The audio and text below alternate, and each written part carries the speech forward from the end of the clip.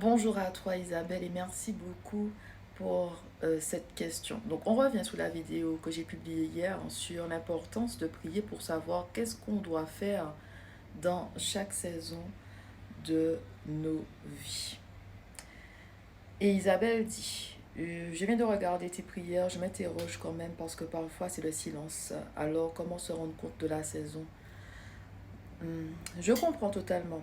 C'est en fait, c'est difficile à répondre parce que je connais pas ta routine spirituelle. Qu'est-ce que tu fais? Ta relation avec Dieu. Je connais rien de ta vie. Parce que quand tu pries, le Seigneur te répond. Mais il répond de manière différente à chaque personne. Le Seigneur parle tantôt d'une manière, tantôt d'une autre.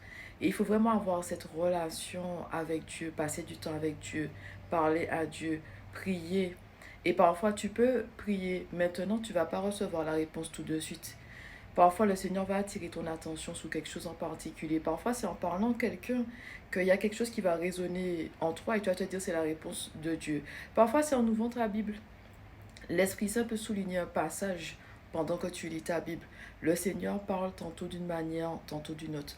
Moi, je recommande toujours de faire des jeûnes parce que le jeûne nous permet d'avoir la clarté spirituelle, de nous concentrer sur Dieu.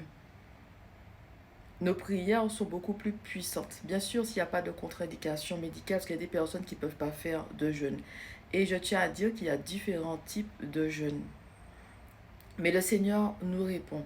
D'ailleurs, je suis en train d'écrire un livre en ce moment sur comment entendre la voix de Dieu.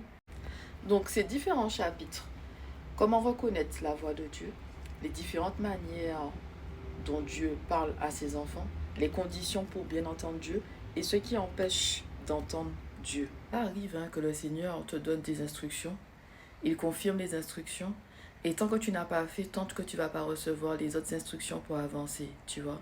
C'est-à-dire que le Seigneur te demande de lui faire confiance maintenant, de faire ce qu'il te demande de faire. Une fois que tu fais, tu vas recevoir les instructions pour la prochaine étape. Donc il peut y avoir le silence parce que Dieu t'a déjà parlé mais que tu n'as pas écouté. Ou bien il y a des gens qui demandent 1500 confirmations, mais ils ne passent jamais à l'action, tu vois. Ça dépend de beaucoup de choses. Mais dans mon livre, j'explique vraiment ce qui empêche d'entendre la voix de Dieu en détail basé sur des versets bibliques.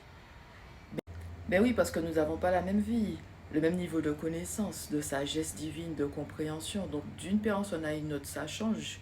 Donc répondre concrètement, c'est compliqué.